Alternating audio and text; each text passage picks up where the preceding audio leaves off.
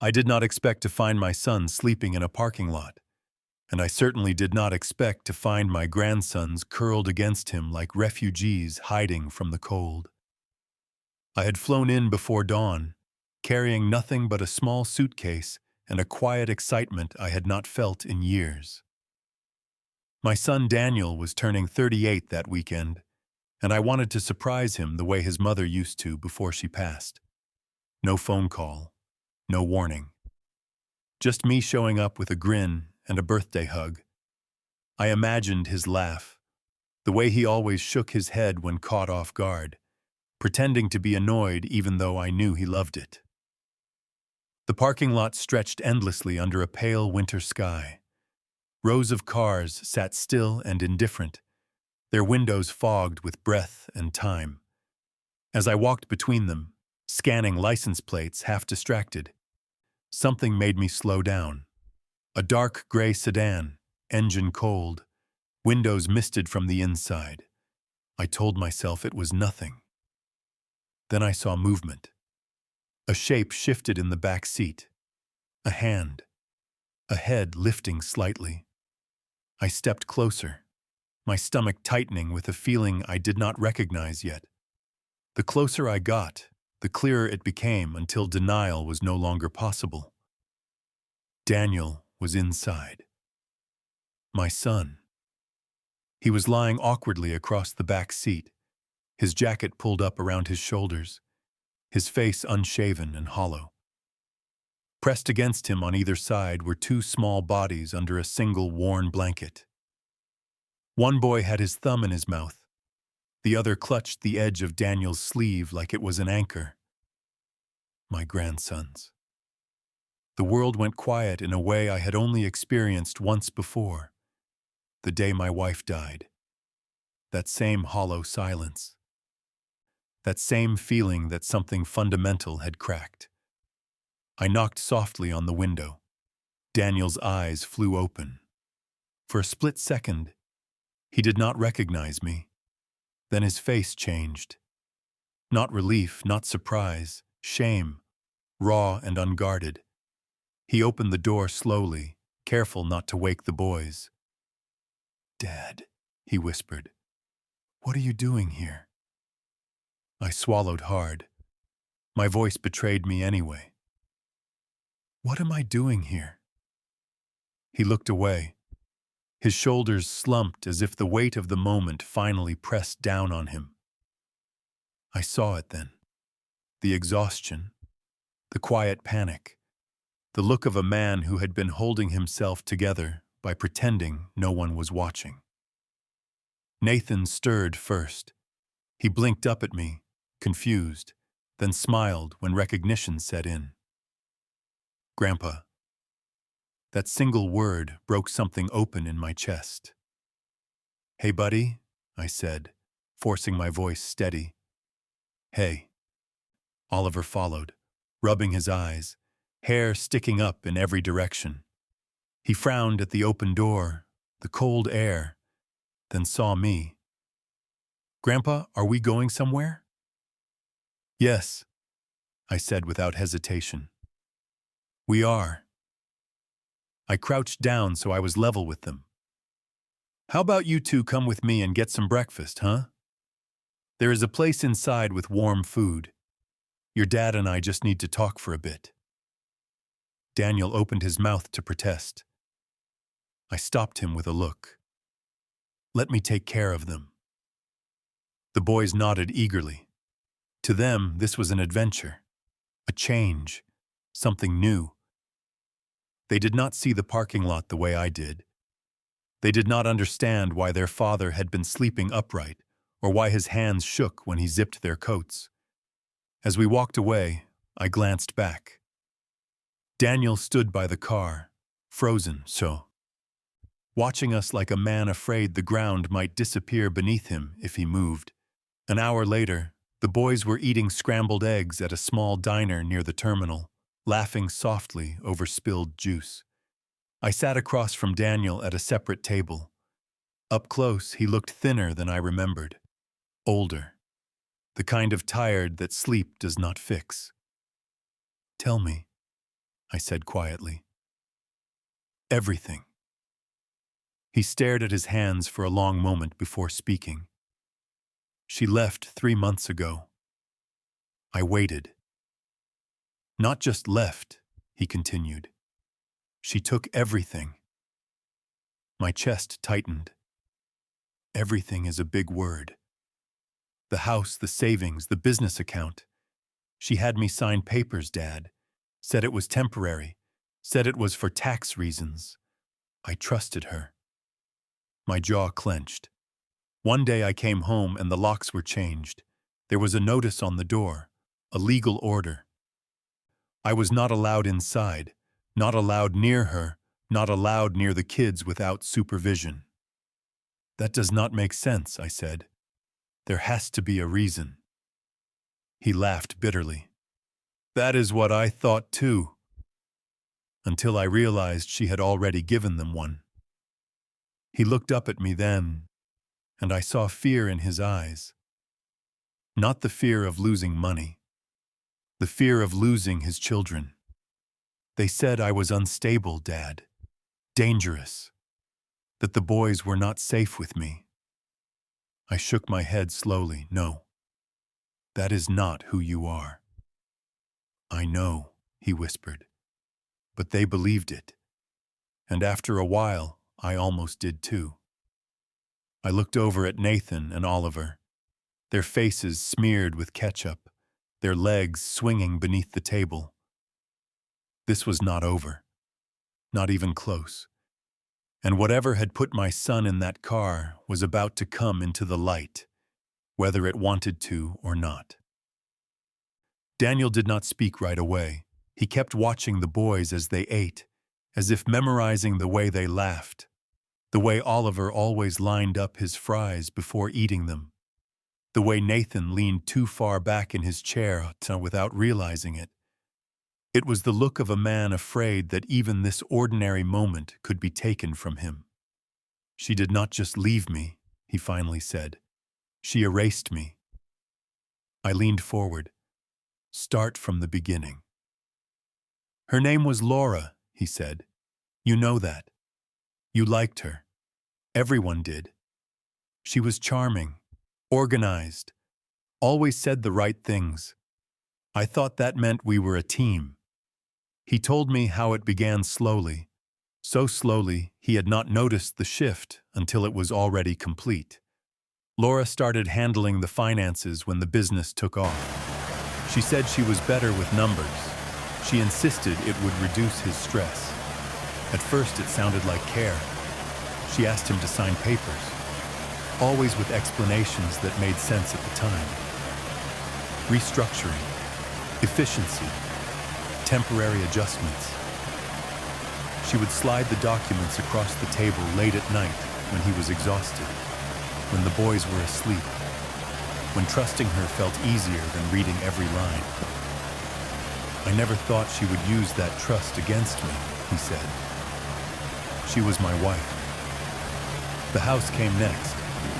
She told him it was smarter to put it in her name only for legal reasons. He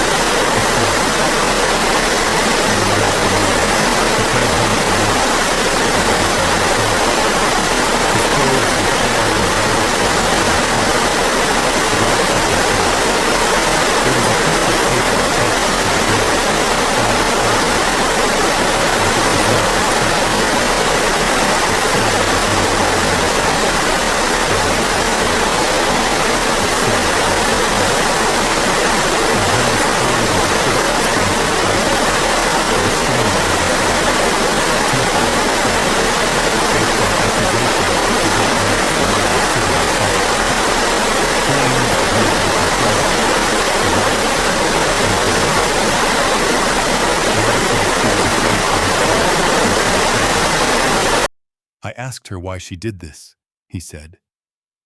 She would not answer. She let her lawyer speak for her. Her parents spoke too. They said they had seen signs for years. They said they were relieved she finally left. He laughed again, hollow and sharp, They had never said a word before.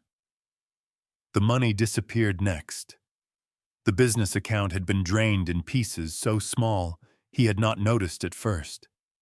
Then one day, he logged in and saw the balance. Almost nothing left. The investment I had given him, gone. The operating funds, gone. She said it was a loan to her family, he said. Said we had talked about it. Said I agreed. Did you? I asked. He shook his head. I never even knew it happened. Without the money, everything else collapsed. He could not afford a lawyer good enough to fight the accusations. He could not keep the house. He could not prove stability when the very thing required to prove it had been taken from him. The custody hearing was the worst part, he said. Sitting there while they talked about me like I was not even human, like I was a risk to my own children. He swallowed hard. They gave her primary custody. I only get to see the boys twice a week, supervised, at her parents' place. Her mother sits there with a notebook and watches everything I do. If I speak too softly, she writes it down. If I speak too firmly, she writes it down. If I hug them too long, she writes it down. My stomach twisted. They think I left them, Dad, Daniel said. That is what Laura told them, that I chose work over them, that I walked away. I looked back at my grandsons. Nathan was carefully cutting his eggs into perfect squares. Oliver was telling a story that made no sense, and Nathan was listening like it was the most important thing in the world. Where have you been sleeping? I asked, though I already knew the answer. At first I stayed with a friend, Daniel said. Then I could not afford to keep paying him. Then the car became easier. I could park near the gym, shower there, keep my things in the trunk. On nights I have the boys, I bring extra blankets. They think it is camping. His voice cracked on that last word. They tell me they like it, he went on quickly. They say it is fun. I tell myself that is enough. That as long as they are smiling, I can survive anything. I reached across the table and gripped his wrist. This is not survival, I said. This is what she wanted. He looked at me sharply. What do you mean? She did not just take your money or your house, I said. She took your ground. She took your ability to stand up straight and defend yourself. She made you doubt who you are. He stared at me. For a moment I saw something flicker behind his eyes. Not hope, not yet, something closer to recognition. I thought maybe I really was the problem, he admitted. After a while, when everyone keeps saying the same thing, you start to believe it, even when it does not feel true. I shook my head. You are not the problem, I said, but someone wanted you to think you were. Daniel exhaled slowly, like he had been holding his breath for months. I do not know how to fight them, he said. They have money, lawyers, influence. I have nothing left. I looked at him, really looked at him. At my son, who had built a life and watched it be dismantled piece by piece. At a father who slept upright in a car so his children could sleep lying down. Then we will start from nothing, I said, and we will take it back. He blinked. You really think we can? I glanced toward the boys again. They were laughing now, crumbs everywhere, careless and alive. I know we can.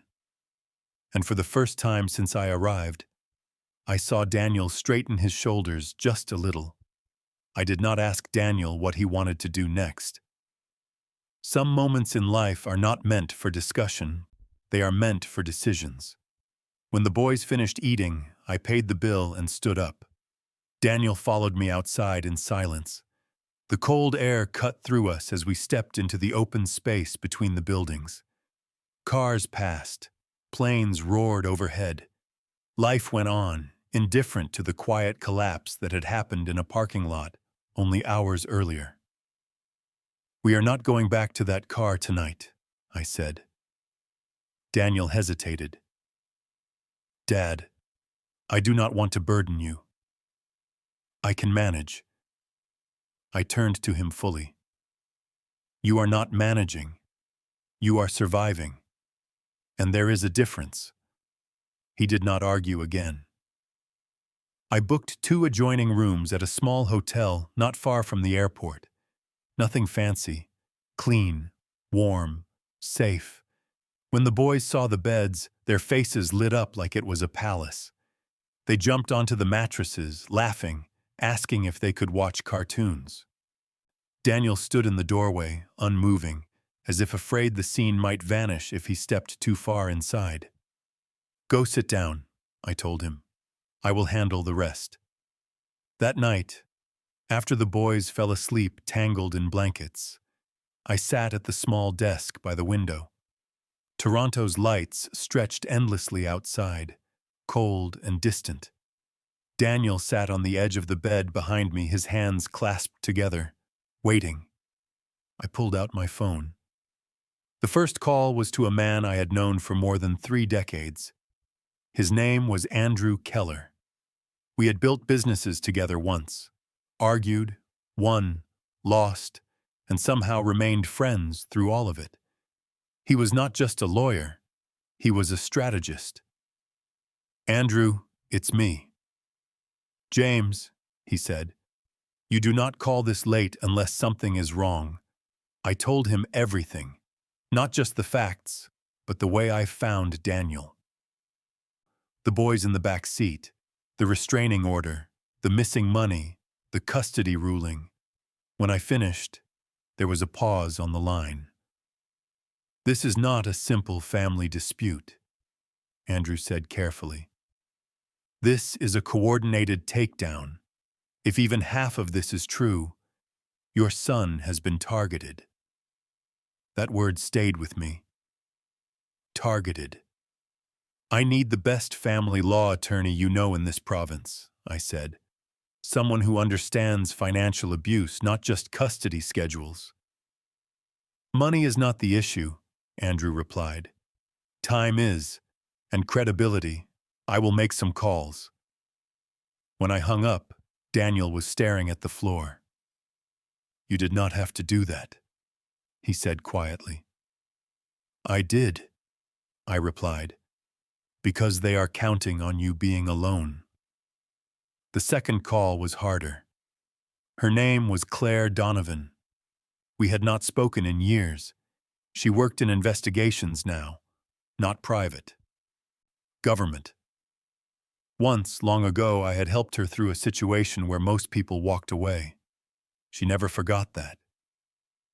"Claire," I said when she answered, "I need a favor."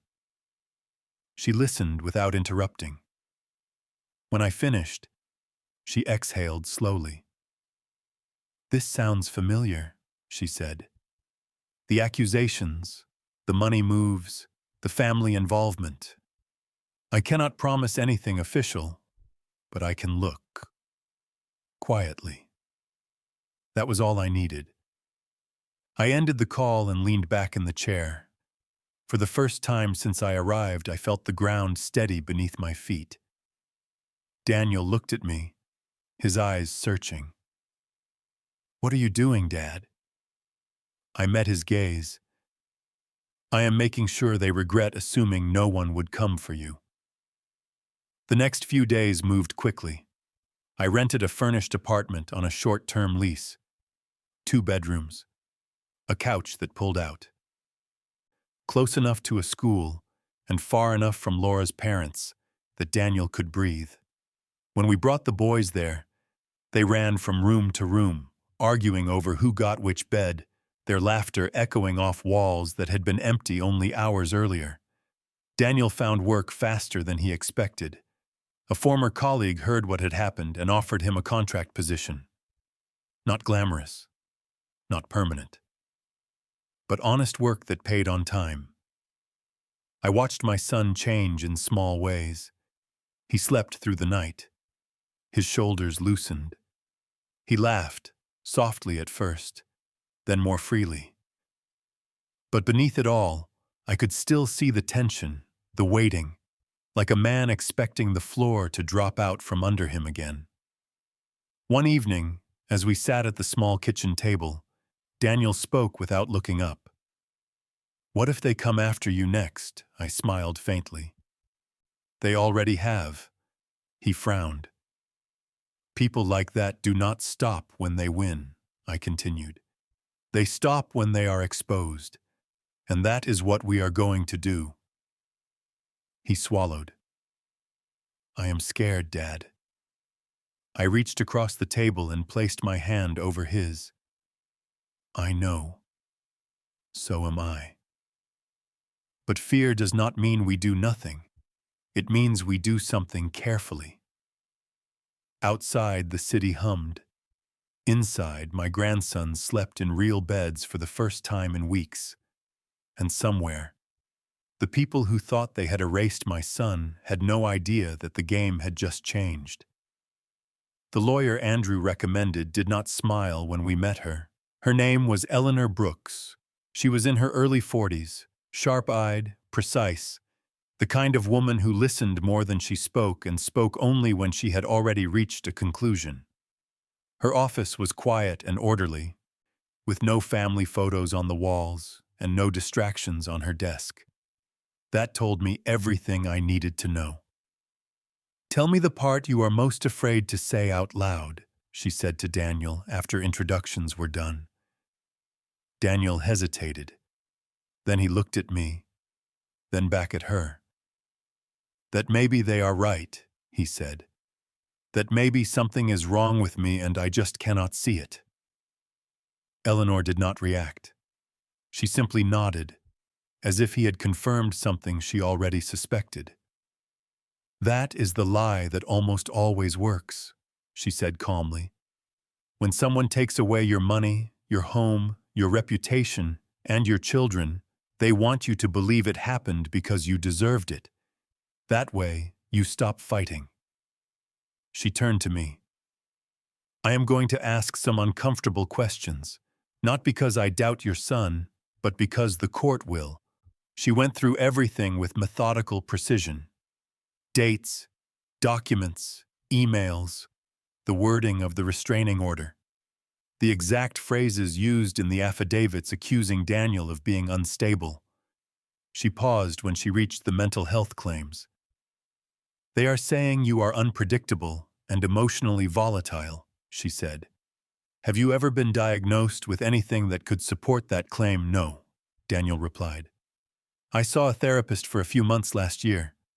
Work stress, nothing else." Eleanor's pen stopped. "That might save you," she said. Daniel looked up sharply. "How?" "Because therapy is not evidence of instability," she said. "It is evidence of responsibility. If those records show what you are telling me, they will contradict every accusation made against you." She explained the strategy carefully. The opposing side had not just accused Daniel of being a bad husband. They had framed him as a risk, someone the court needed to protect children from. That framing was powerful. Judges were trained to err on the side of caution when children were involved. But caution could be manipulated. "They created a narrative," Eleanor said. "If we dismantle that narrative piece by piece, the rest collapses with it." She outlined the plan. First, establish stability, housing, employment, routine for the children. Second, attack the credibility of the mental health accusations using professional records. Third, examine the financial transfers not as marital disagreement, but as coercive control. And finally, expose the pattern. "Pattern cases change everything," she said. One mistake can be explained. A pattern cannot. Daniel sat very still as she spoke. I could see something shifting in him. For months he had been reacting. Now, for the first time, he was part of a plan. "What about the restraining order?" he asked. "That is still there. Temporary orders are often granted based on allegations alone," Eleanor replied. "They are not findings of fact. If we show those allegations were exaggerated or false, we can have it revisited." She leaned forward slightly. "But I need you to understand something. This will not be quick, and it will not be gentle. They will fight back harder once they realize they are losing control." Daniel nodded. "I am ready." After the meeting, we sat in the car in silence for a long moment. "She believes me," he said finally. "Yes," I replied. "And more importantly, she understands what they did to you." That afternoon, the first cracks appeared in the story Laura had built. Eleanor requested Daniel's therapy records with his consent. When they arrived, they told a story very different from the one presented in court filings. No paranoia, no aggression, no instability. Just a man overwhelmed by responsibility and trying to cope in healthy ways. She also subpoenaed communication logs tied to the accusations. The text messages Laura claimed were threatening, the emails referenced by her lawyer. When Eleanor's team examined them, inconsistencies emerged. Missing threads, time gaps, messages that did not align with phone records. "Someone had curated evidence," Eleanor said, "and curated evidence leaves fingerprints." Meanwhile, Claire called me late one evening. "You were right to be suspicious," she said. "I cannot share details yet, but Laura's family has a history of aggressive financial maneuvers, settlements, quiet resolutions, people paid to go away." My stomach tightened. "So this is not new for them?" "No," she replied. "Your son was just closer than most." The most painful part for Daniel came next. Eleanor explained that we needed to confront the supervised visitation reports, the notes written by Laura's mother, the language used to describe Daniel's behavior: agitated, detached, intimidating. "Those words matter," Eleanor said. "They shape how the court sees you." Daniel rubbed his face. "I have been so careful. I barely speak. I am afraid to breathe the wrong way." "That is exactly the problem," she replied. "Fear reads as guilt to people who want it to." She asked Daniel a question that stayed with me. "Have you ever seen yourself the way they describe you?" He shook his head. "No." "Then we will show the court who you actually are." That night, after the boys were asleep, Daniel sat on the couch staring at nothing. "For months, I thought maybe I deserved this," he said quietly. "That maybe I failed as a husband, and this was the consequence." I sat beside him. "Being imperfect does not justify being destroyed," I said. He nodded slowly. "For the first time, I think I understand what they did," he said. "They did not just take things from me. They rewrote me." Outside, the city lights flickered against the windows, and somewhere beyond them, the lie that almost worked was beginning to unravel. The truth did not come rushing in. It crept. Eleanor warned us that this part would feel slow, almost anticlimactic at first. Numbers rarely arrive with drama. They sit quietly on screens and spreadsheets, pretending to be harmless. But if you know where to look, numbers tell the most honest stories of all. She brought in a forensic accountant named Victor Hale. He was soft-spoken, middle-aged, with tired eyes and the patience of someone who had spent years listening to lies unravel themselves. "Money does not disappear," Victor said during our first meeting. "It only changes hands, and when it does, it leaves a trail." Daniel sat beside me, tense, as Victor spread documents across the table. Bank statements, transaction logs, transfer summaries. At first glance, it looked like chaos. Pages of figures, dates, amounts. But Victor was already organizing them in his mind. "Your wife did not drain the account all at once," he said. "That would have been noticed immediately. She did it gradually. The way you bleed someone without letting them realize they are dying." He pointed to the earliest transfers. Small amounts, 500 here, 1,000 there, labeled as operating expenses, consulting fees, reimbursements, nothing that raised alarms. Then the amounts grew. Over months, the pattern became unmistakable. The money moved from the business account to personal accounts, then out again. Always to the same destination, an account tied to her family. Daniel leaned forward. "That was supposed to be a loan," he said. "That is what she told the court." Victor nodded. "Yes. A loan without a contract, without repayment terms, without interest, without a single document proving it existed." He looked up at Daniel. "That is not a loan. That is extraction." The room felt colder. Victor continued, tracing the path of the funds like a map. The largest transfer stood out immediately. A six-figure amount moved the day before Laura filed for the restraining order. "That timing matters," Victor said. "It suggests preparation. Not panic. Not fear. Planning." I felt something dark settle in my chest. "She knew she was going to cut him off," I said. "She made sure there would be nothing left to fight with." "Exactly," Victor replied. As the days passed, more details emerged. Over 14 months, nearly everything Daniel had built had been siphoned away. Money meant for growth, for stability, for the future of his children.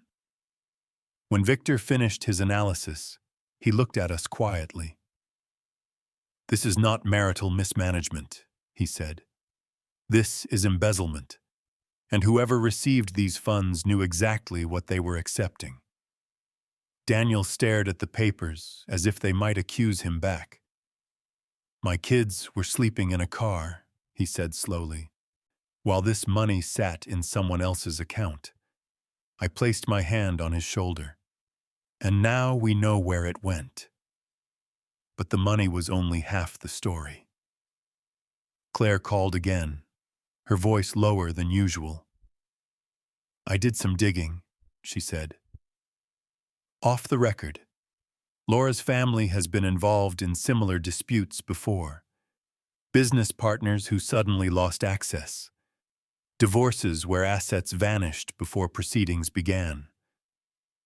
Nothing that stuck." "Because it was always settled," I said. "Because it was always buried," she confirmed. Eleanor's reaction was immediate. "This changes the leverage," she said. "A pattern of behavior transforms suspicion into probability." She filed motions not just in family court, but elsewhere. Requests for financial disclosures, notices that would force transparency. She was no longer treating Laura as an aggrieved spouse. She was treating her as a participant in a coordinated scheme. Daniel struggled with this part more than any other. "I never thought she was capable of this," he admitted one night. "I thought she was just angry or hurt." I looked at him carefully. "Anger does not explain spreadsheets," I said. "Hurt does not explain timing." He nodded, slowly absorbing the truth. The hardest realization came when Eleanor explained what this meant for the custody case. "They did not just want your children," she said. "They needed them. Children justify control. Control justifies money. Everything is connected." Daniel closed his eyes. "They used my kids to destroy me." "Yes," Eleanor said gently, "and now we will show the court exactly how." The final piece fell into place when Victor handed us his completed report. It was thick, methodical, unforgiving.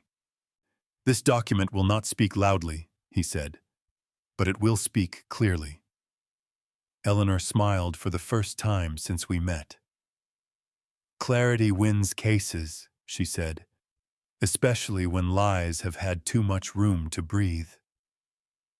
That night, after the boys were asleep, Daniel and I sat in the living room, the report between us on the table. "For months," he said quietly, "I thought I lost because I was weak." I shook my head. "You lost because you were trusted," I replied, "and someone abused that." He looked at the report again. This time not with fear, but with something else.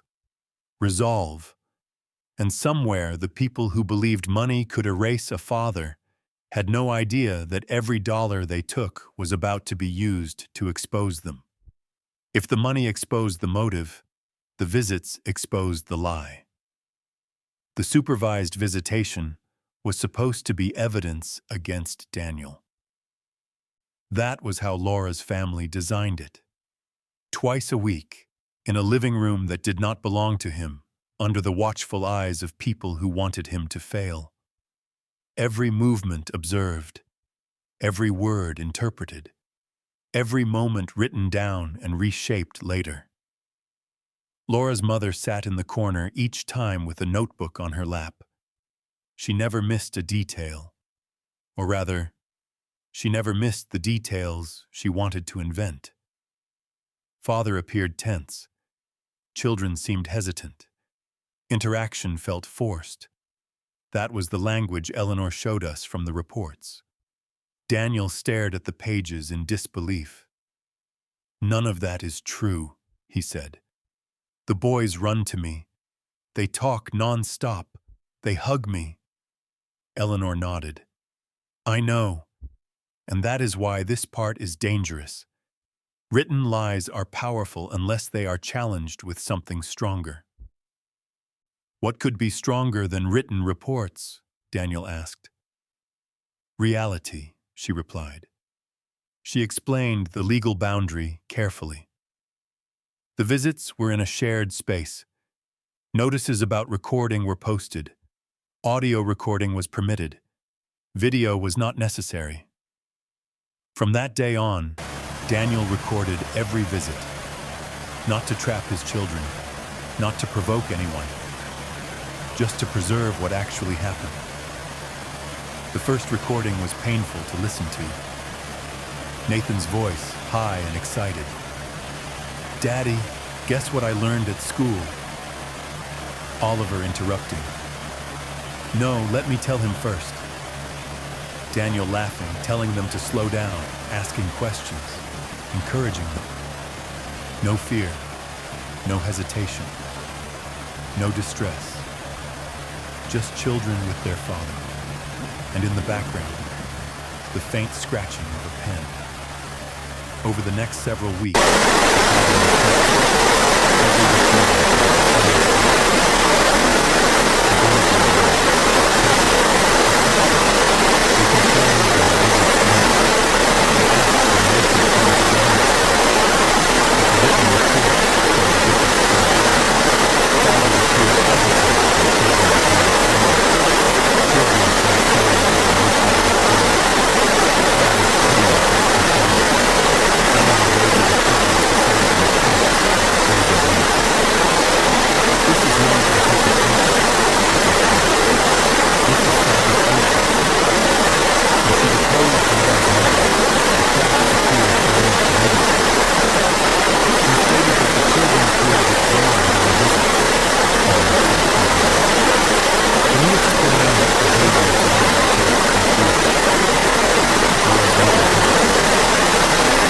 quieter than usual.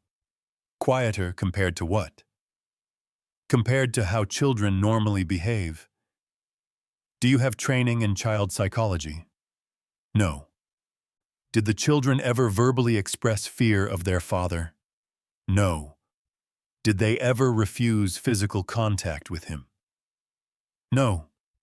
Did they ever cry or ask to leave early? No. Eleanor paused. So your conclusion that they were emotionally withdrawn is based solely on your personal feeling? Yes. Eleanor nodded once. Thank you. Then she submitted the audio recordings. Laura's lawyer objected. Eleanor countered calmly, citing consent rules and posted notices. The judge allowed them. As the recordings played in the deposition room, the contrast was undeniable. Laughter on one side, scribbled accusations on the other. Laura's mother stared at the table. This is when Eleanor sprang the trap. You were aware that these visits were being recorded, correct? Yes. And yet your reports never mention the children laughing, never mention them initiating affection, never mention them asking to see their father again. Laura's mother said nothing. Eleanor leaned forward. Is it possible that your reports were written to support a narrative rather than to document reality? The silence answered for her. Meanwhile, Laura's other witnesses began to unravel as well. Friends who claimed to have seen Daniel act erratically admitted they had not witnessed anything firsthand. Neighbors who described threatening behavior conceded they never heard actual words, only assumed intent. Every story softened under oath. Every certainty dissolved into assumption. Daniel struggled through this phase emotionally. Listening to the recordings was comforting. Reading the reports was infuriating. They were building a case against a version of me that does not exist, he said one night. I shook my head. They were trying to replace you with a character they could control. Eleanor filed a motion to terminate supervised visitation.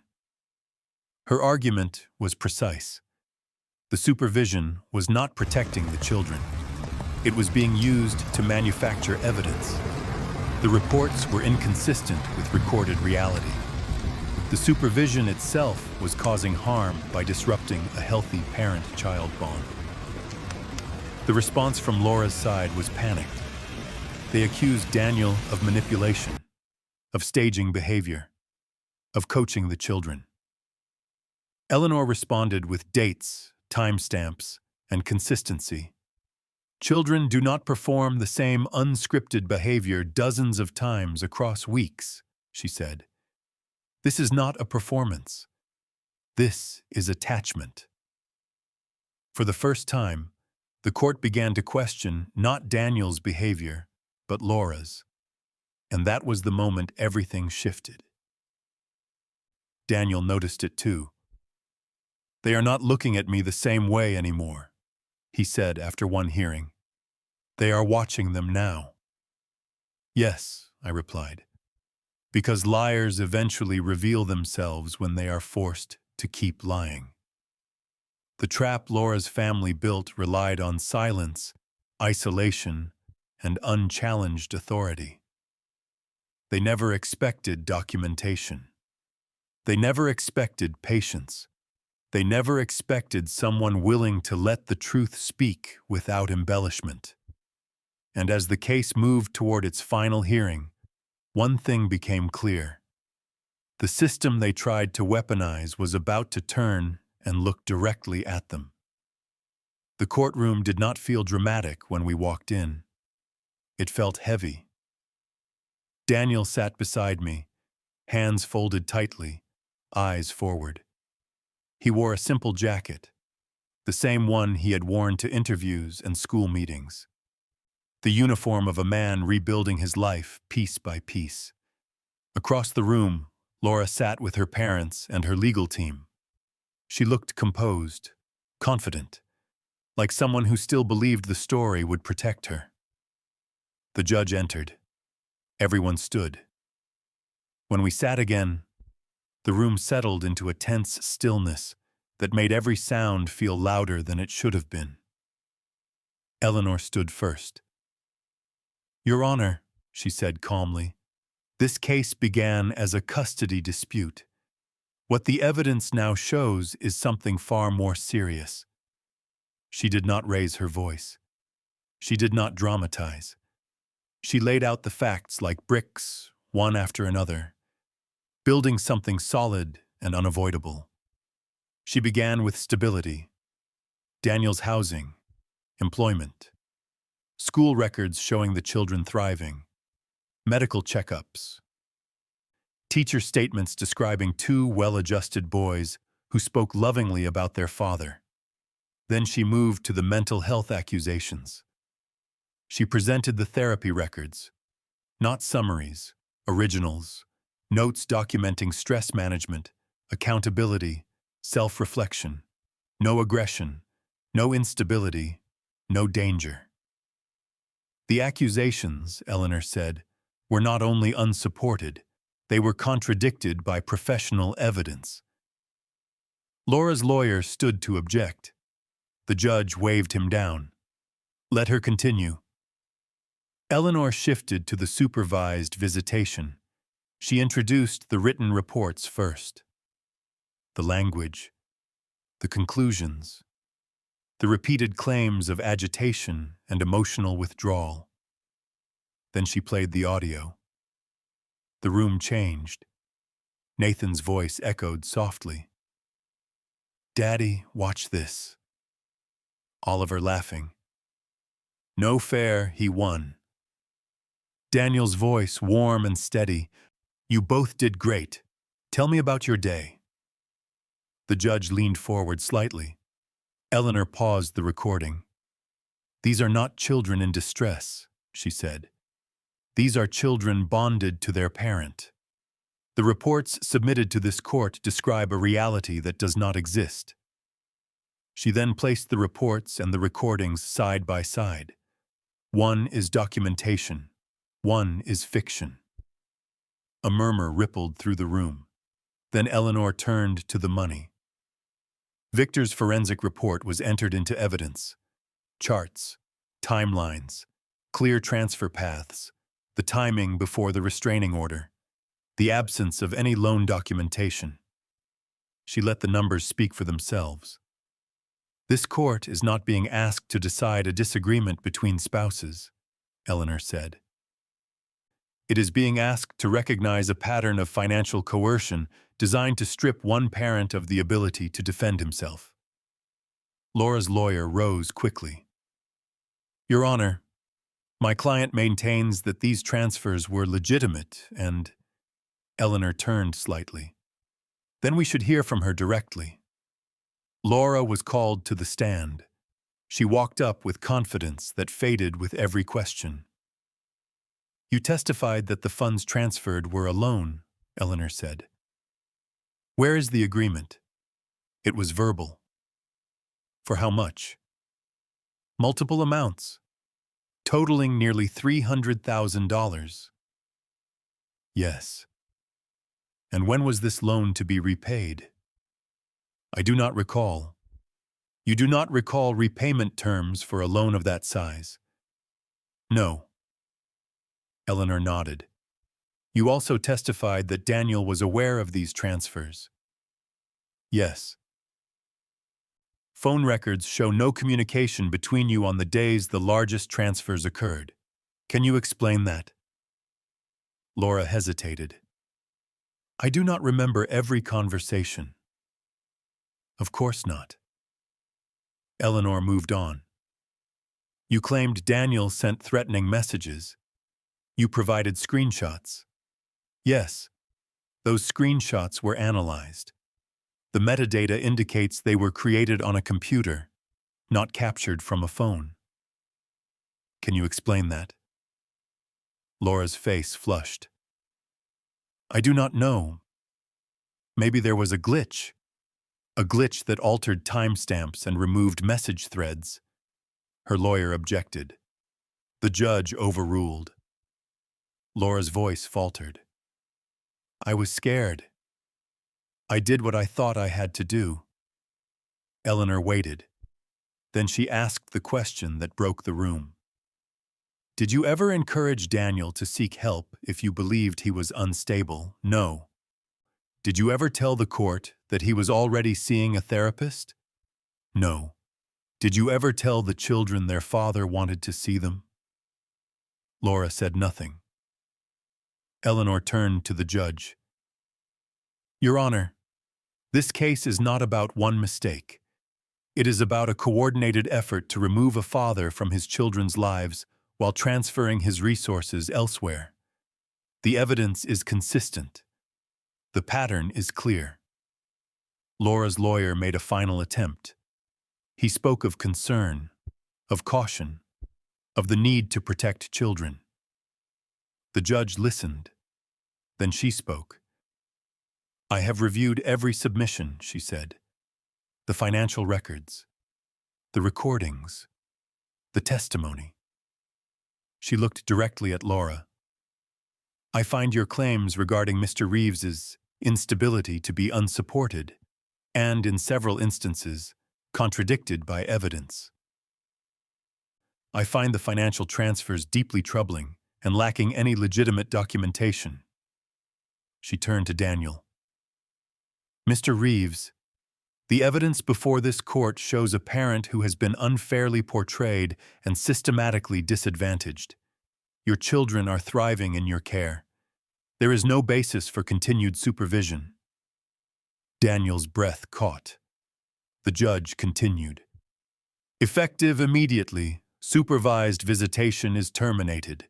Joint legal custody is granted. Physical custody will be shared equally. Laura's mother stood abruptly. This is outrageous. Sit down, the judge said sharply. She was not finished. I am also ordering restitution of the funds improperly transferred. Failure to comply will result in asset seizure. Additionally, this court is referring the financial findings to the appropriate authorities for further investigation. The gavel came down. It was done. Daniel did not move at first. His hands trembled. I reached for him as his shoulders shook. Outside the courtroom, the boys ran toward him. He dropped to his knees and wrapped them in his arms, holding them as if letting go was no longer an option. Daddy, are we going home? Nathan asked. Yes, Daniel said through tears. We are. As we stood there, surrounded by noise and movement and disbelief, one truth settled in my chest with absolute clarity. Power can build lies. Money can protect them. But truth, when given room to breathe, will always speak louder. The victory did not feel loud. There were no cheers in the hallway after the ruling, no sense of triumph that movies like to promise. What remained was quieter than that, heavier. Like the moment after a storm when the wind finally stops and you realize what is still standing. Daniel held the boys tightly, longer than anyone expected. No one rushed him. Even the court officers looked away. When he finally stood, Nathan took one of his hands, Oliver the other, as if that was the most natural thing in the world.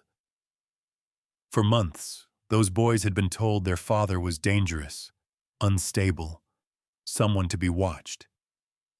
Yet they walked out of that building trusting him without hesitation. That mattered more than any ruling.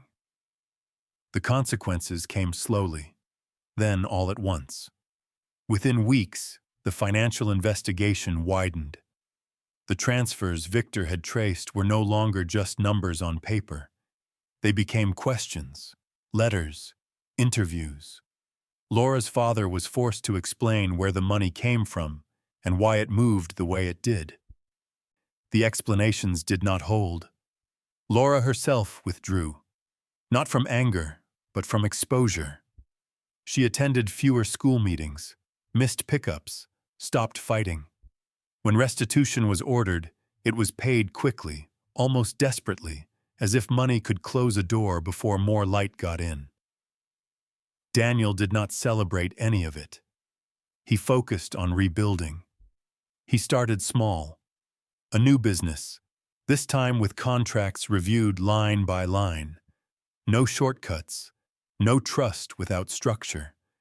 He rented a modest place close to the boys' school, so mornings were not rushed, and evenings did not feel borrowed. The boys adjusted faster than anyone expected. They learned where their backpacks went, where their shoes belonged, which nights were pizza nights, which mornings meant pancakes. Stability, it turned out, was not a house or a bank account. It was routine. Presence, knowing who would be there when the door opened. I stayed. At first it was meant to be temporary. A few weeks to help with the transition, then a month, then longer.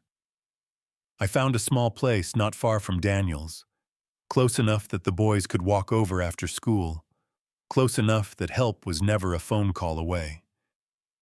We built quiet traditions, chess at the kitchen table, walks to the park on Sunday mornings, homework spread out across the living room floor. On nights when Daniel worked late, the boys fell asleep on my couch, their heads heavy on my shoulder. One evening, about a year after the day in the parking lot, Daniel and I sat on the balcony watching the city settle into night. "I thought I lost everything," he said after a long silence. "My marriage, my home, my kids. I thought maybe I was the problem." I looked at him. At my son, older now, steadier, harder in some ways, stronger in others. "You were never the problem," I said. "You were isolated, and isolation makes lies sound like truth." He nodded. The hardest part was that for a while I believed them. I stopped trusting my own memory, my own instincts. "That is how abuse works," I said. "It convinces you that your voice does not count." He looked inside where the boys were arguing over a board game. "I will never let that happen to them," he said quietly. I smiled. "You already are not." Nathan's voice called out from the living room. "Grandpa, you are up. Your turn." I stood and walked inside.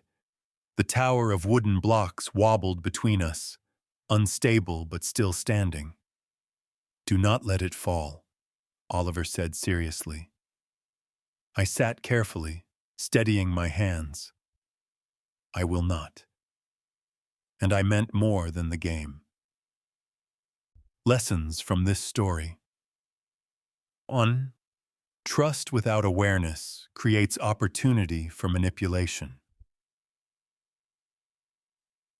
Legal abuse can be just as destructive as physical harm. Children do not need perfect parents. They need present ones. Silence protects those who harm, while truth protects those who endure. One person willing to stand beside you can change the entire outcome. Sometimes the most dangerous betrayals wear the mask of legality and love. Justice does not arrive by accident. It arrives because someone refuses to walk away when the truth is inconvenient. If this story resonated with you, take a moment to reflect. What lesson did you take from it, and where are you watching from today, like the video? If you believe truth always matters, share it with someone who might need to hear this. Leave a comment. Your voice belongs here.